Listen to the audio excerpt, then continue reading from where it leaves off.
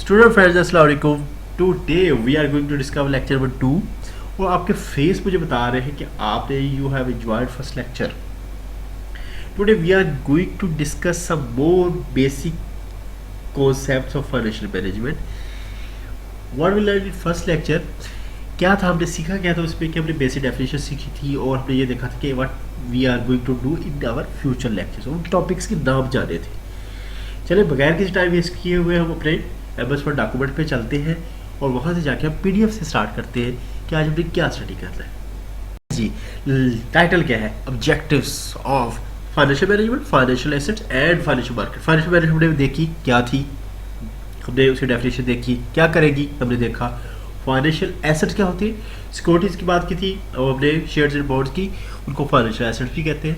Financial market जहाँ पे ये ट्रेड्स होते हैं financial assets that are called financial markets.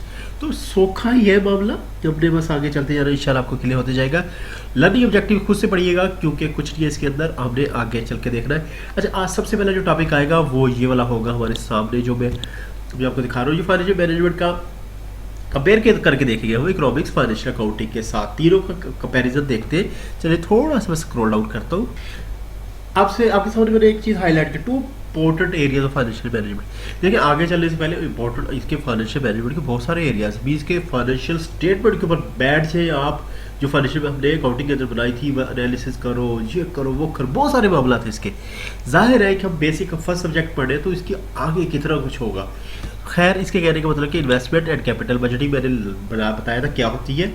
Previous video देखी मेरी, first video capital carbon financing क्या होती है. सही है जी.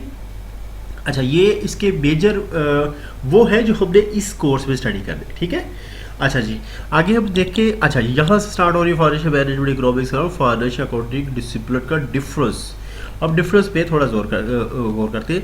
अच्छा जी, अब इकोनॉमिक्स, जिन लोगों ने इकोनॉमिक्स पढ़ी है, आप लोगों को इकोनॉमिक्स मुझसे बहुत ज़्यादा अच्छे तरीके से आती होगी. मैं हल्का सा आपको बता देता हूँ, हल्का सा कि जी जो इकोनॉमिक्स है उसमें, अच्छा मैं बताऊँ कि बी इकोनॉमिक्स कहाँ से लेके आ गया फाइनेंशियल मैनेजमेंट के अंदर. भी इसी से कंपेयर क्यों करा, जनरल साइंस से क्यों नहीं करा, बायोलॉजी से कंपेयर क्यों नहीं कर लिया, इकोनॉमिक्स से इसको कहाँ से याद आ गई. ठीक है जी. या मैनेजमेंट से क्यों नहीं कर लिया, वो इस वजह से कर रहा है इकोनॉमिक्स के अंदर.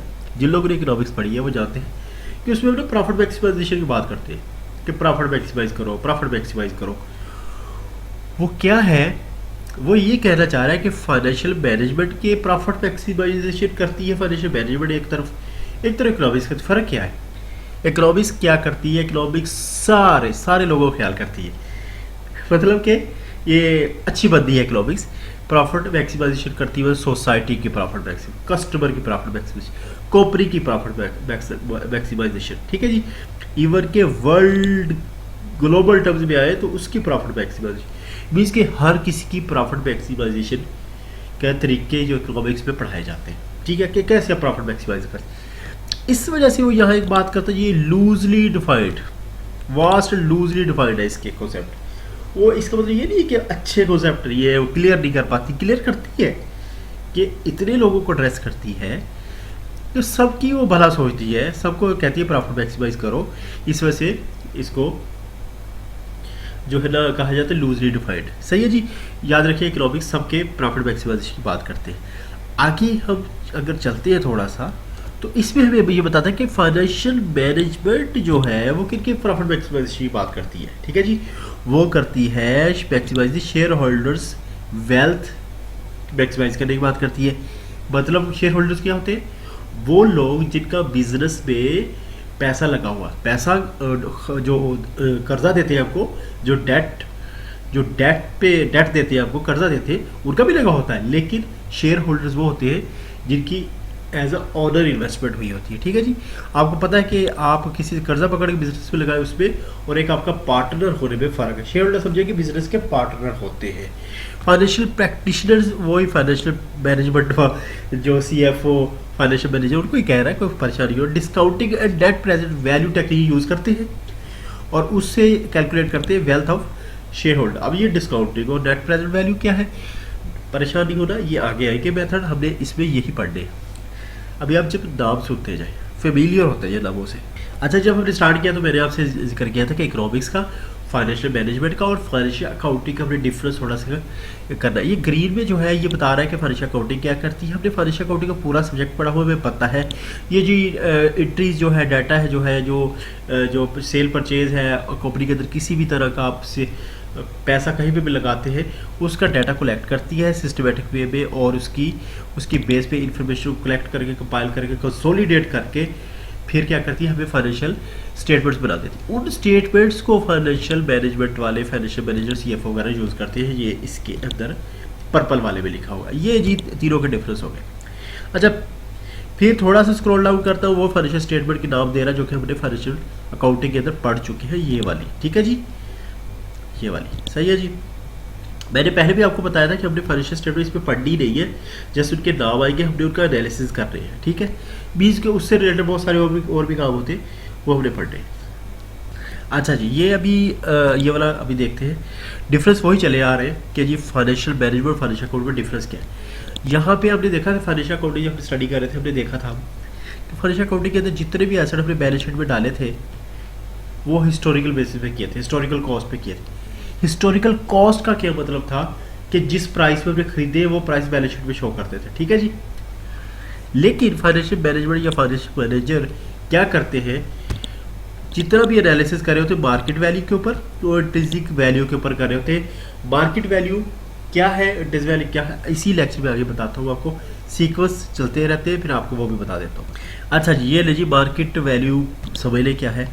आप कोई भी चीज़ जो मार्केट में, आपकी गली मोहल्ले में जो मार्केट्स है, उसके जिस रेट के ऊपर वो ट्रेड हो रही है, मतलब आप लेना पसंद करते हैं और बेचने वाला बेचना पसंद करता है, वो मार्केट वैल्यू। जैसे आप सब्जी लेने जाते हैं, सब्जी जिस रेट में ले रहे हैं वो मार्केट वैल्यू। आप कोई साबुन शैम्पू लेने जाते हैं, वो जो जिस मार्केट में ट्रेड हो तो मार्केट वैल्यू। ठीक हो गया। अच्छा, इंट्रिंसिक वैल्यू क्या होती है? इंट्रिंसिक वैल्यू फेयर वैल्यू भी कहते हैं। कोई ऐसी चीज़ जो कि आपको रेवेन्यू देती है, सही है जी।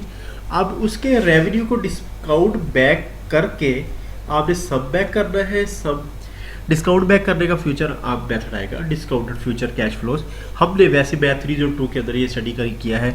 फाइनेंशियल स्टेटमेंट में भी इसका जिक्र पड़ा है कि डिस्काउंटेड कैसे होती है, डिस्काउंट बैक कैसे होती है। ठीक है जी।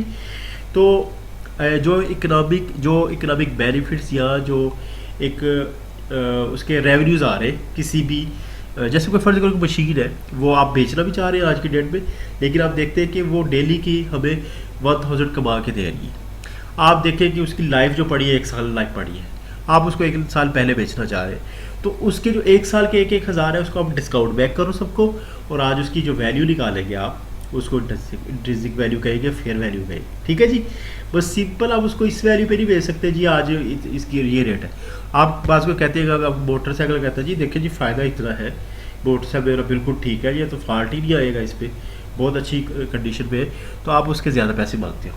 ठीक है, तो इसमें इन्वॉल्व नहीं है। जैसे फर्ज करें वही आप टैक्सी चला रहे हो, आप डेली तो मैं इसे 1500-2000 कमा रहा हूँ इससे, तो वो तो ये तो मुझे बड़ा फ़ायदा दे रही है, बड़ी अच्छी कंडीशन में, तो उसकी जो उससे हमें कोई फ़ायदा हो रहा है फाइनेंशियल टर्म्स पे, उसको डिस्काउंट बैक करते हैं।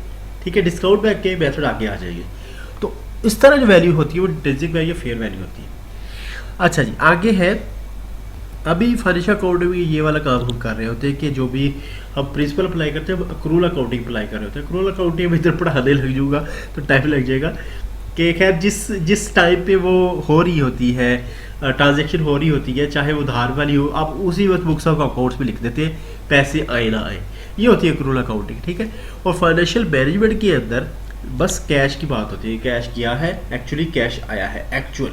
फाइनेंशियल मैनेजमेंट इसके ऊपर चलती है, ये डिफरेंस है, आपको पता होने चाहिए।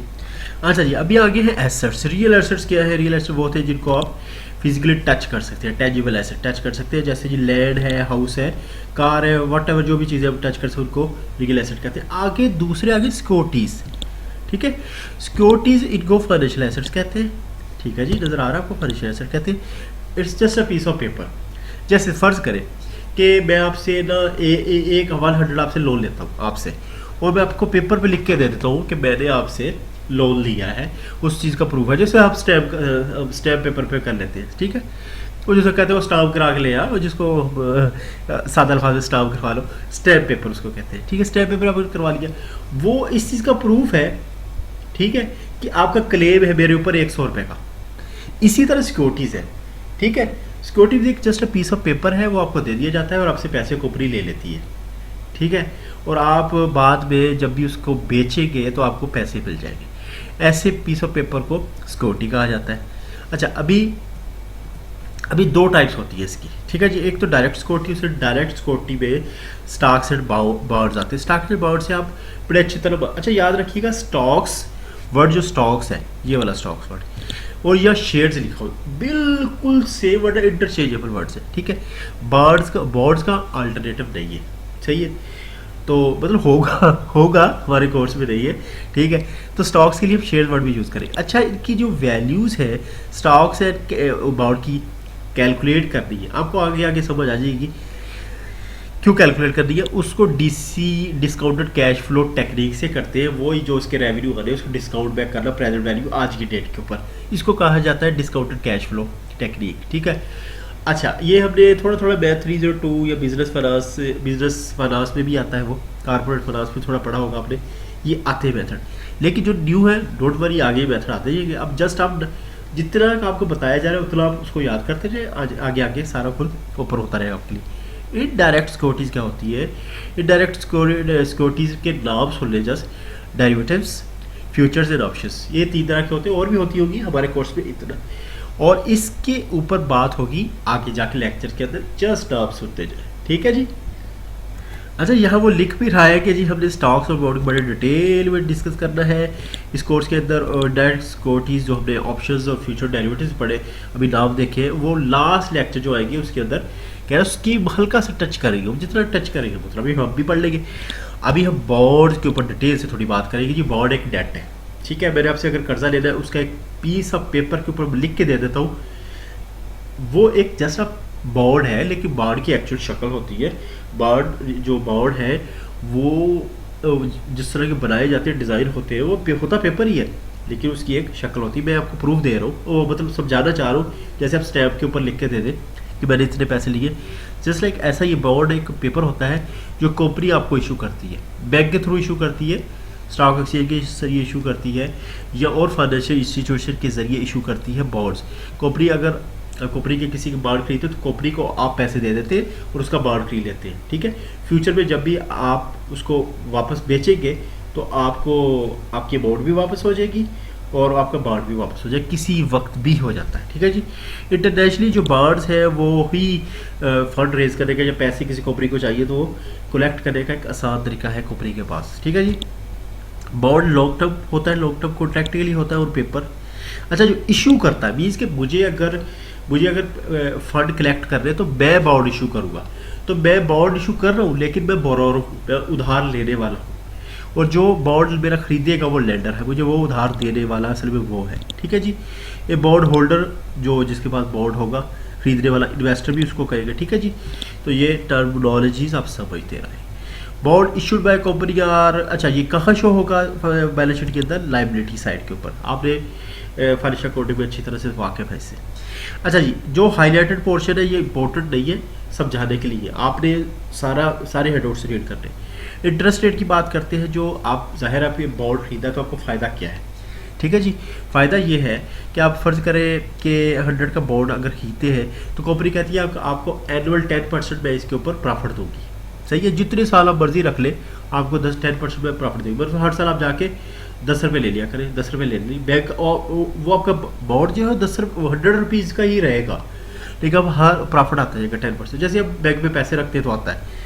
अच्छा, फिर ये इसकी 2 टाइप्स है रेट ऑफ इंटरेस्ट लेने की, फिक्स भी होता है, फ्लोटिंग। अगर कंपनी कहती है हर साल 10% मिलेगा, 10% फिक्स उसको कहते हैं। फ्लोटिंग कंपनी कहती है कि जिस तरह मार्केट का, आपने सुना होगा अक्सर बैंक कहते हैं जी, अक्सर बैंक में इस साल अगर 10% इंटरेस्ट रेट चल रहा है, गाड़ी लेते हैं 10% चल रहा है, तो अगले साल जाते हैं जी 11% में गाड़ी मिलेगी।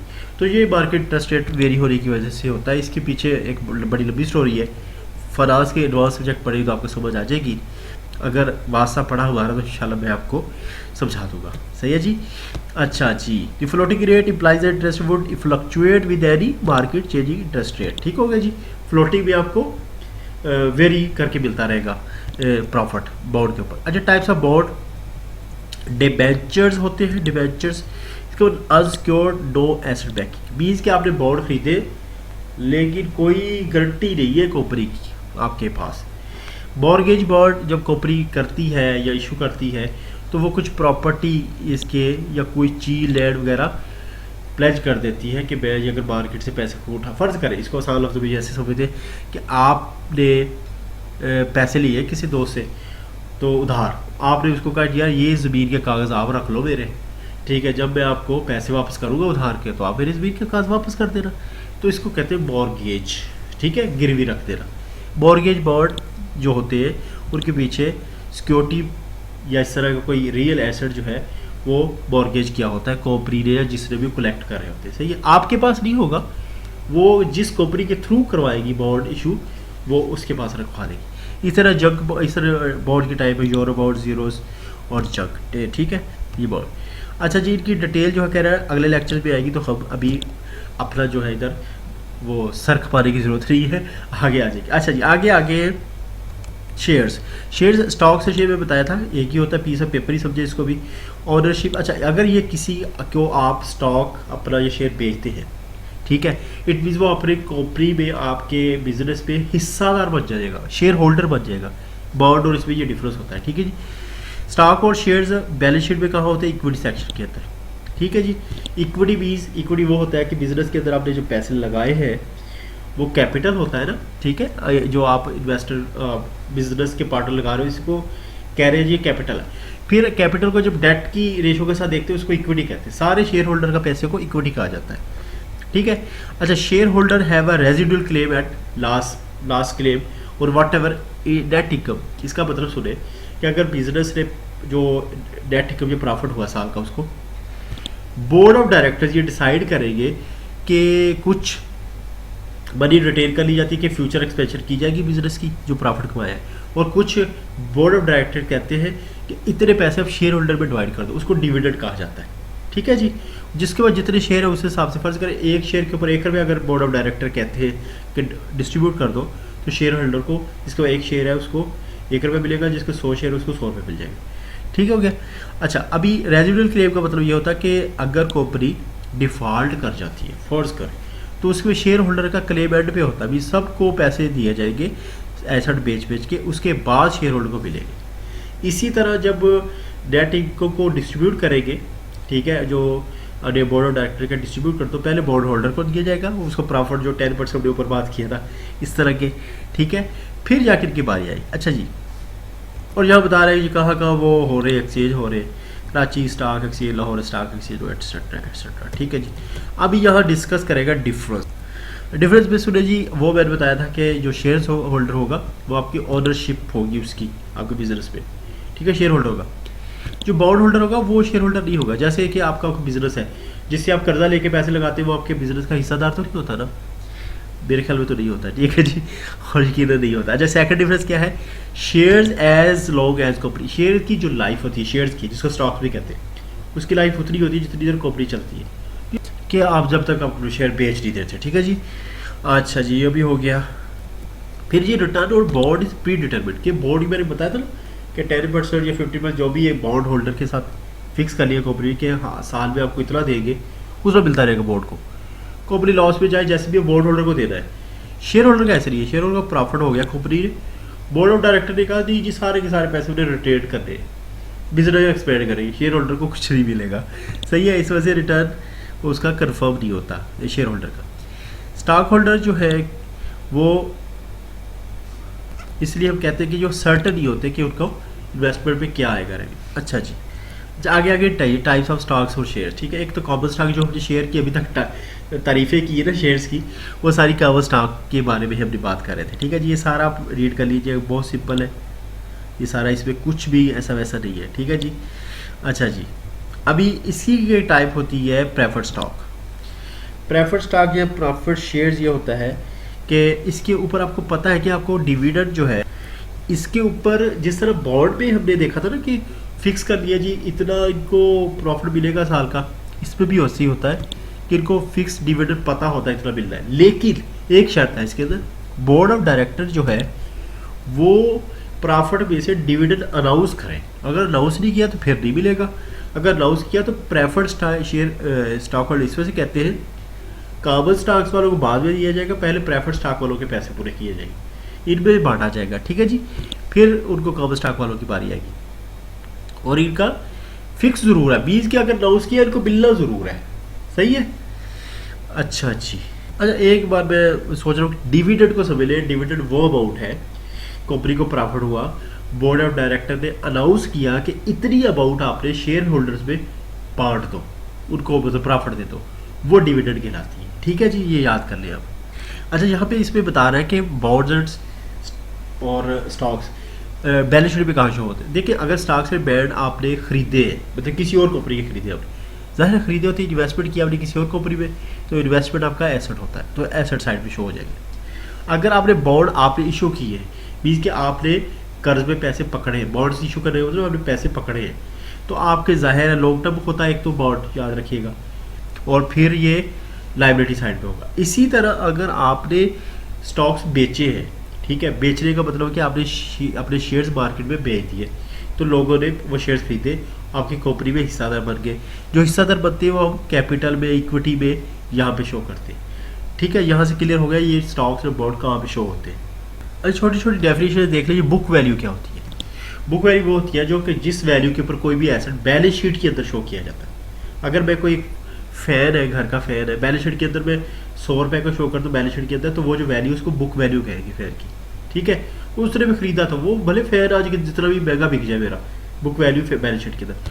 मार्केट वैल्यू वो है कि जिस वैल्यू के ऊपर आज मैं वो फैन बेचता हूँ, या आप मार्केट में जाकर फैन खरीदते, ठीक है, जिस पे मैं बता रहा था कि ट्रेड हो। लिक्विडेशन वैल्यू ये होती है, अभी यहाँ पे थोड़ा आपने गौर से सुना है, लिक्विडेशन वैल्यू ये है कि अगर कोई कंपनी मतलब बेच रहे, दिवालिया हो गई है किसी भी तरह से, ये ऐसा कोई सिनेरियो है, तो आपने उसके जो एसेट बेचने हैं, तो उस टाइम जो उसकी वैल्यू होगी किसी भी एसेट की जिस पे वो बेचा जाएगा, इंडिविजुअल बेचे जाएंगे, ठीक है। अगर फैन पड़े फैन बेचेंगे, एसी पड़े एसी बेचेंगे, ठीक है, इस तरह चेयर्स पड़ी है वो बेचेंगे, ये उनकी लिक्विडेशन वैल्यू है, सही है जी।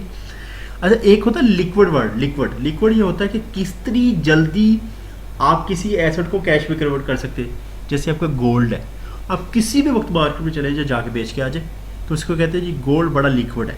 लिक्विड में पानी नहीं है ठीक है, लिक्विड पानी नहीं, मतलब इसकी टर्म है। अच्छा ये फेयर वैल्यू इंट्रिंसिक वैल्यू मैंने बता दिया, यहाँ दोबारा देख लीजिएगा। कैपिटल मार्केट्स का बता दिया, जब स्टॉक्स शेयर ट्रेड होते हैं और मोर देन 1 ईयर के लिए होते हैं। स्टॉक एक्सचेंज बता दी, ठीक है, term finance certificate stock exchange बता दी और वहाँ पे ये ट्रेड होते हैं। लॉन्ग टर्म बॉन्ड्स का बता दिया, जो मोर देन 1 ईयर के लिए ट्रेड होते हैं। लॉन्ग टर्म बॉन्ड्स गवर्नमेंट भी करती है, कॉर्पोरेट में कंपनियाँ भी इशू करती है, ठीक है। इसका कॉर्पोरेट बॉन्ड भी कंपनी जो इशूज़ कर रही होती है। मनी मार्केट्स का हमने लास्ट लेक्चर के अंदर देख लिया था, और ये short term bonds etcetera, real markets, ये सारी हमने देख ली, ठीक है जी, लास्ट लेक्चर के अंदर। चलिए माशाल्लाह से यहाँ से हमने लेक्चर 2 कंप्लीट कर लिया है। नेक्स्ट लेक्चर तक के लिए अल्लाह हाफिज़, अस्सलाम वालेकुम।